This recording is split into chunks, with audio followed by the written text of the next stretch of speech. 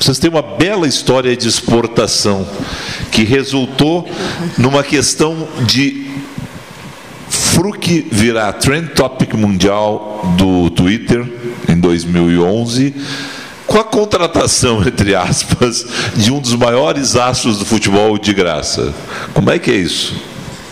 Bom, essa é uma história curiosa da Fruc. Em 2011, não sei se vocês sabem, saiu no Twitter uma foto do Beckham segurando uma latinha de Fruc Guaraná em Venice, na Califórnia.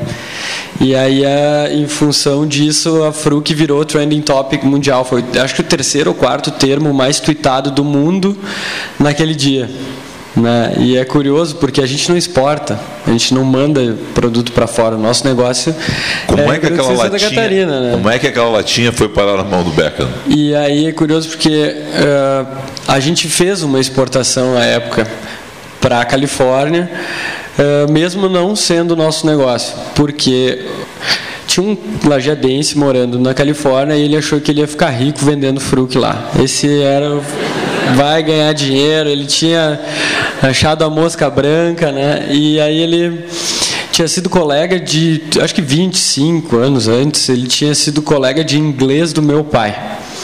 E aí ele insistiu muito para a gente vender. Meu pai não queria vender.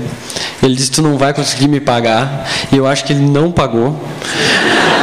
Mas pagou milhares de vezes, velho. E aí ele, no fim das contas, eu acho que a gente mandou um container para lá e aí chegou, ele fez uma distribuição, alguns restaurantes brasileiros, né? Porque é um produto essencialmente nosso, né? Por mais que a gente ache que a gente gosta e vai vender lá, o americano não é muito fã de Guaraná. Ele é fã de Guaraná quando ele vem para o Brasil a turista.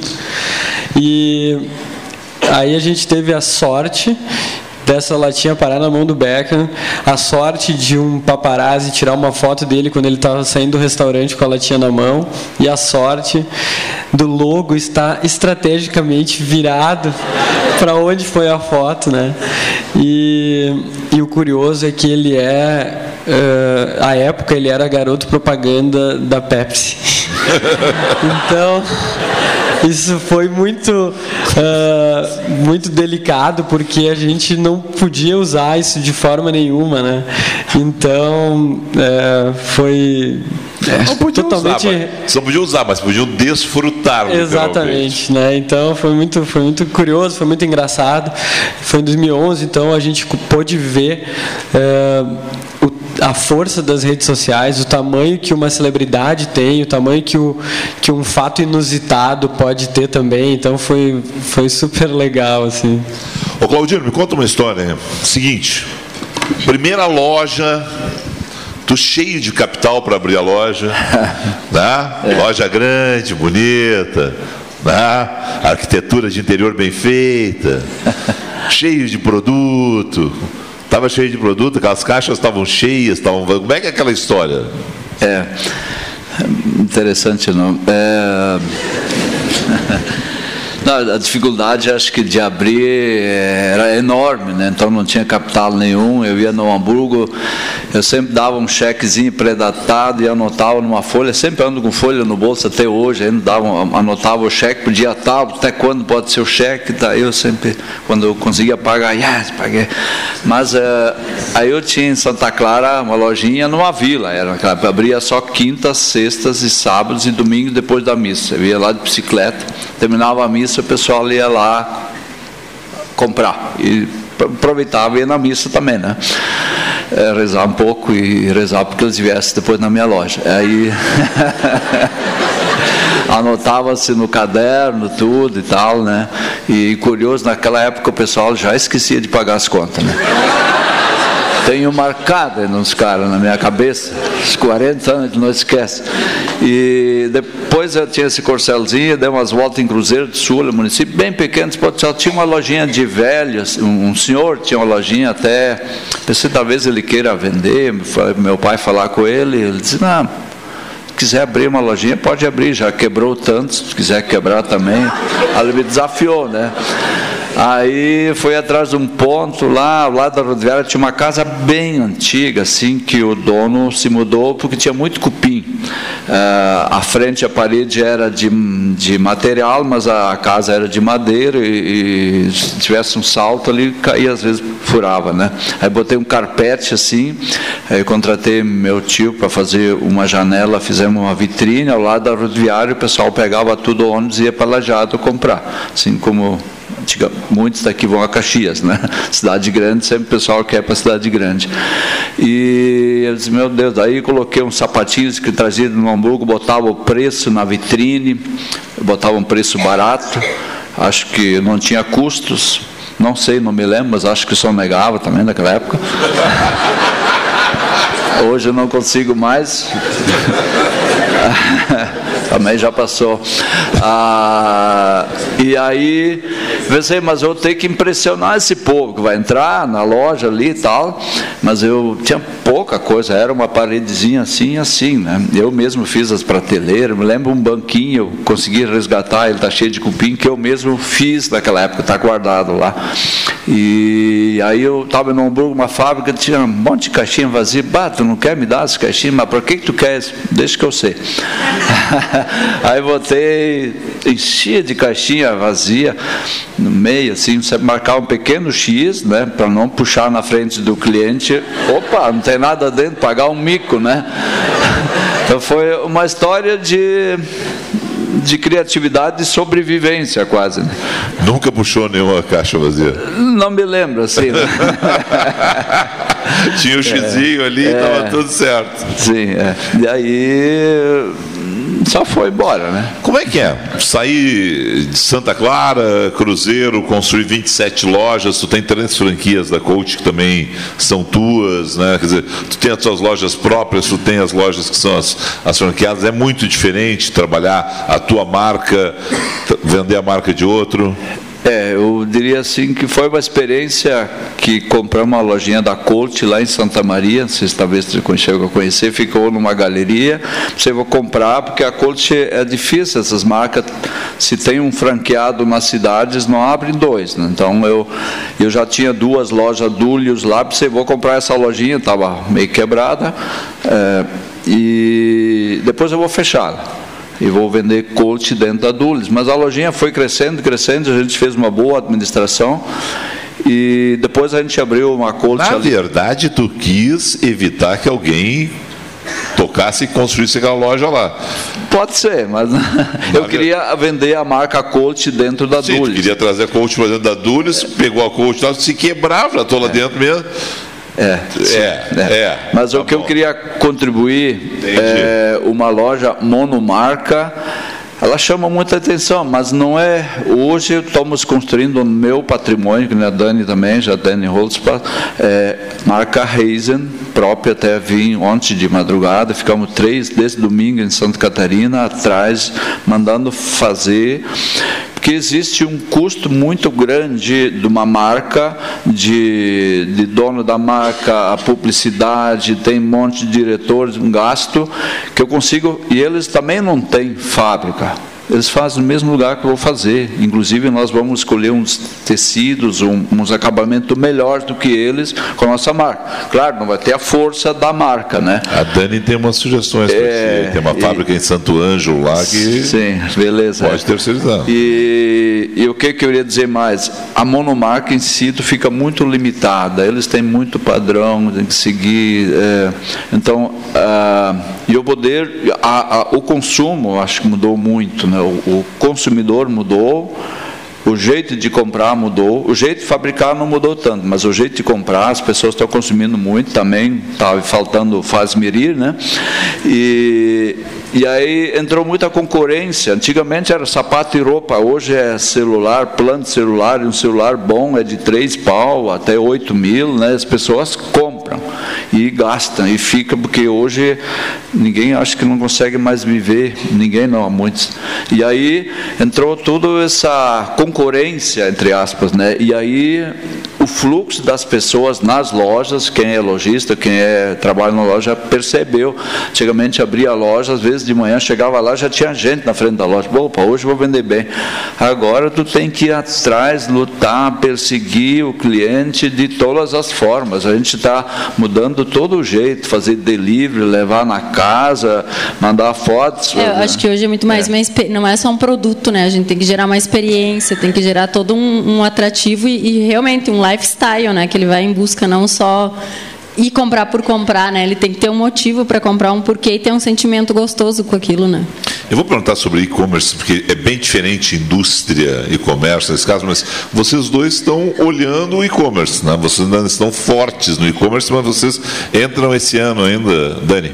A gente tem planos que não faça concorrência, mas a gente tem uma outra visão, uma visão mais de levar mesmo uma experiência única para o cliente, e a gente tem mais foco nisso hoje, de levar essa experiência, de levar isso para o cliente ter mais eu acho que na moda está um pouco ao contrário esse rumo, porque tem várias marcas que começaram na internet e que hoje estão abrindo lojas físicas para levar essa experiência para o consumidor. Então, acho que na moda a gente leva realmente uma experiência e um lifestyle muito maior do que em outros produtos, né? Então, a gente vai um pouco contramão a isso. Tá, Claudio, tu vai para o e-commerce esse ano, como é que tá? Sim, a gente está...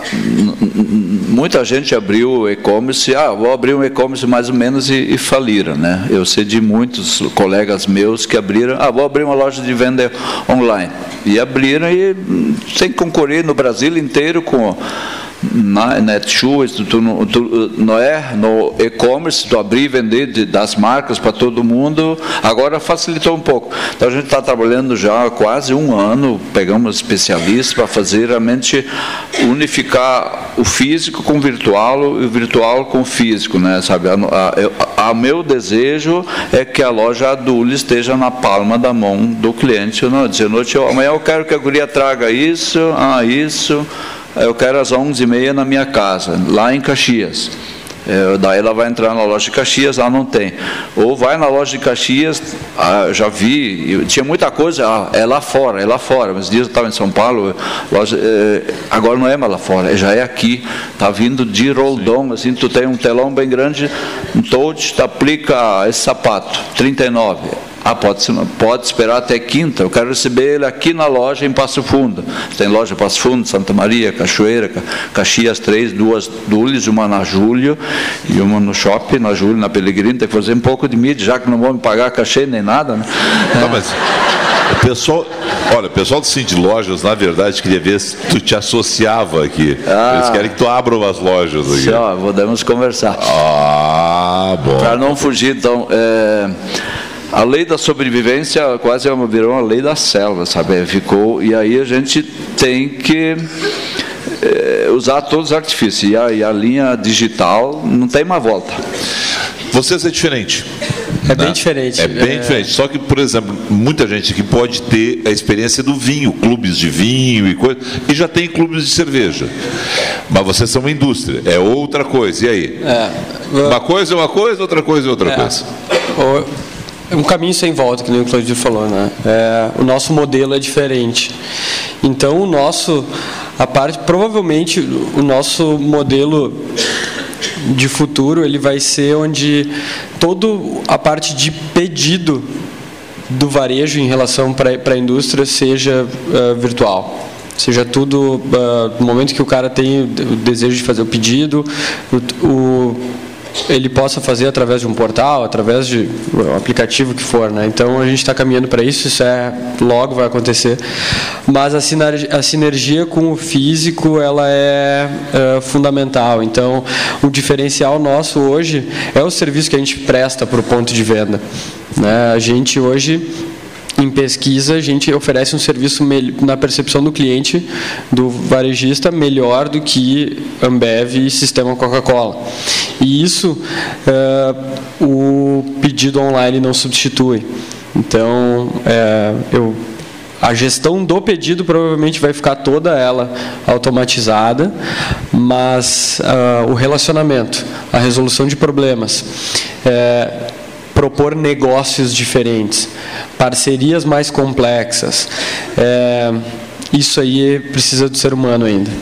E a ideia de levar o pedido para o meio digital, né, uma coisa mais automatizada, com inteligência artificial por trás, ele faz, não que a gente substitua a equipe de vendas, mas sim que o tempo da equipe de vendas que vai estar visitando lá o ponto de venda, o varejista, ele seja utilizado para o que tenha mais valor, que é esse relacionamento, que é propor negócio, que é parceria, né?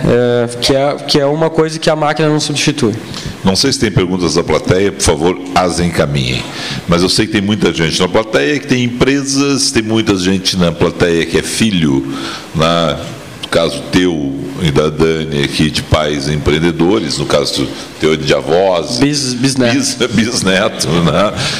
Como é que se soluciona de forma pacífica? Eu não diria que seria nunca, mas vamos lá. O que vocês fizeram? Qual é o modelo de vocês? Vocês fizeram, na verdade, a profissionalização não da empresa, mas sim da sociedade. Ali em 2005, se eu não me engano, a gente entendeu que, os sócios dirigentes à época estavam começando a chegar numa idade mais avançada e que a sucessão e a sociedade deveria ser preparada para a próxima gestão. Não que aquilo aconteceria instantaneamente, mas que os sócios deveriam estar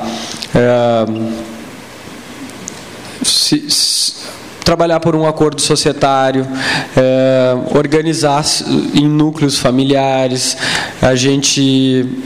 Hoje a Fruc não tem mais sócio pessoa física.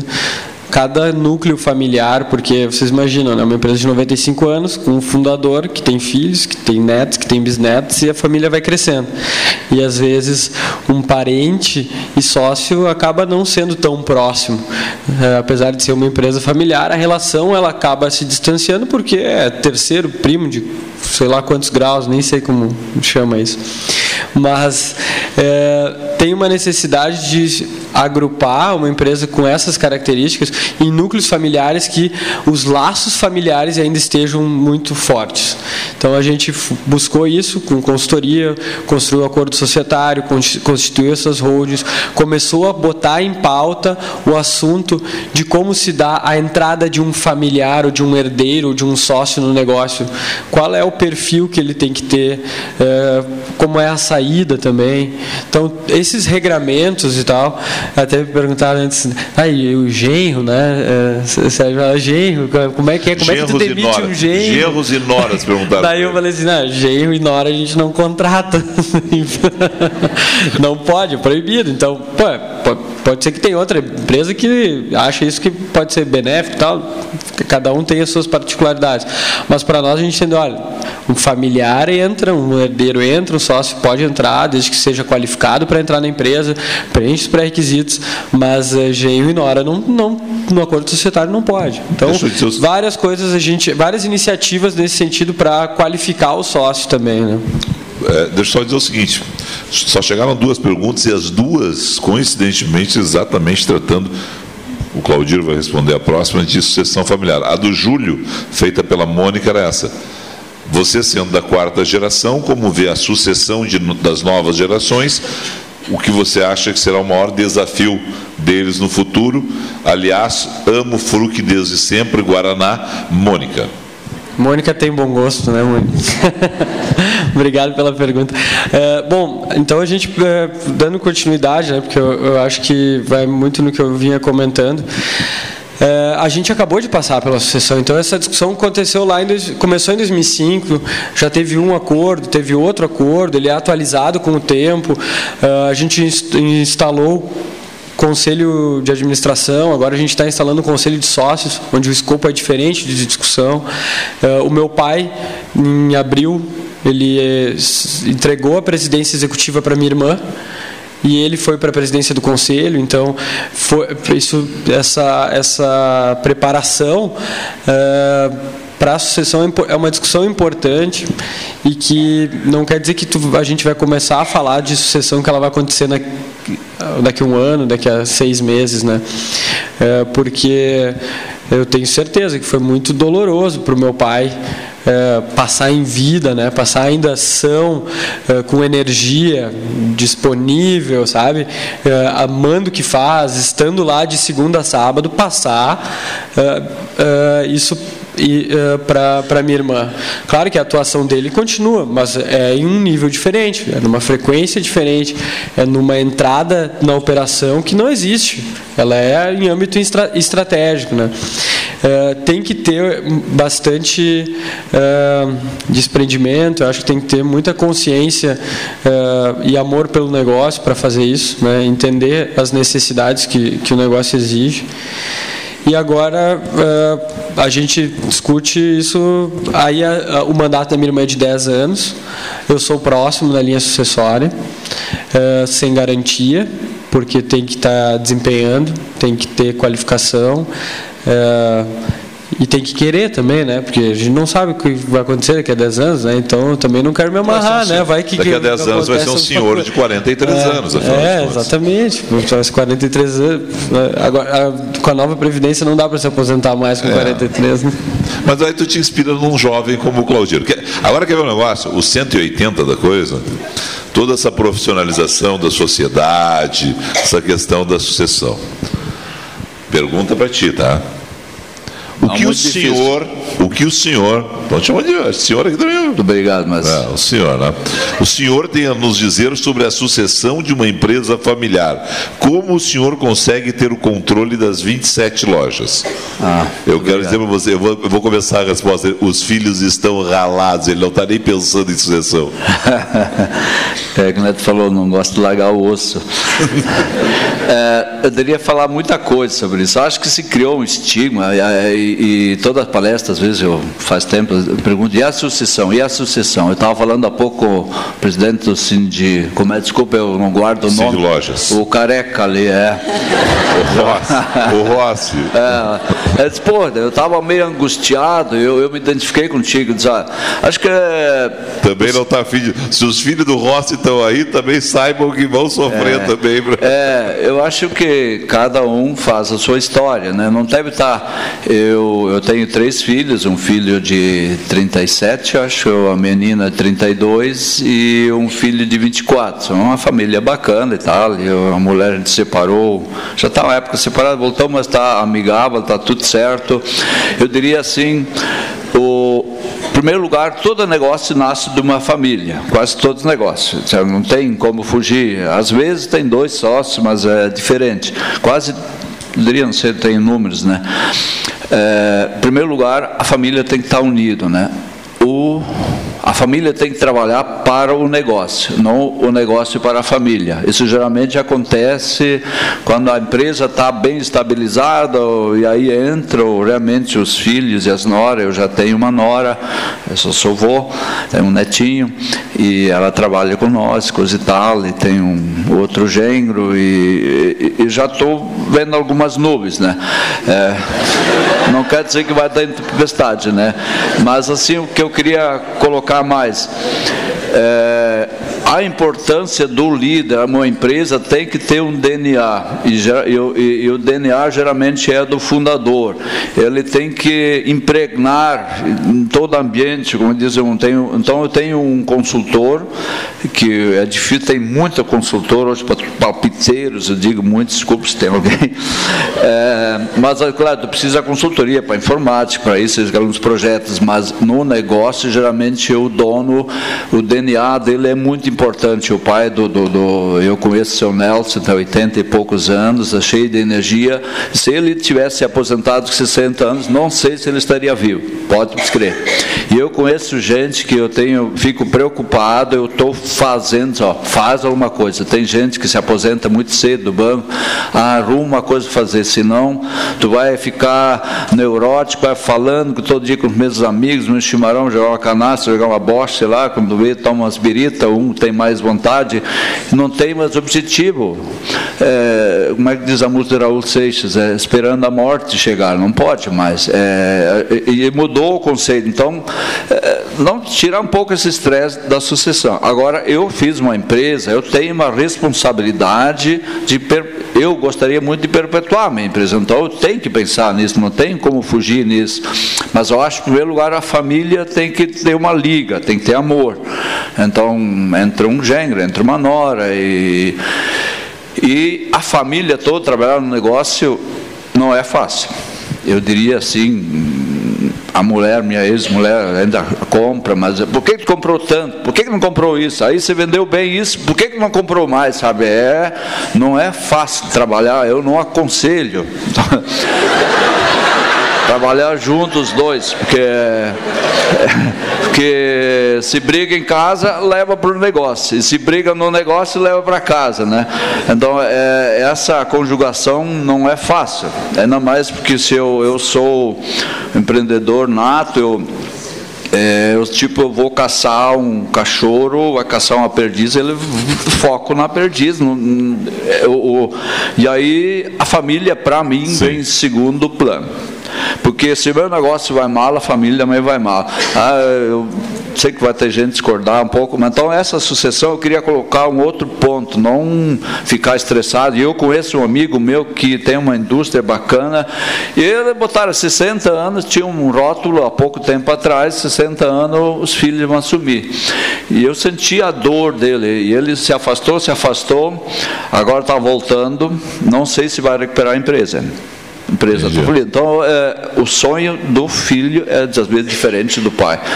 Eu sou a favor, se os filhos não estiverem preparados, bota profissionais, bota os filhos porque senão tu quebra a empresa, a família. E eu vi muitos casos, eu tinha um comércio em Lajado, naquela época eu abri a primeira lojinha pequenininha, tinha 5 lojas. E eram fortíssimas. O Marcos, que viaja todo o Brasil, Rio Grande do Sul, em toda a cidade se repetiu. Daqueles 5 não tem mais ninguém. Um tem um nome ainda, Americanas lá, mas não é mais ele. Todos faliram. Quer dizer, é um sinal de alerta para mim também.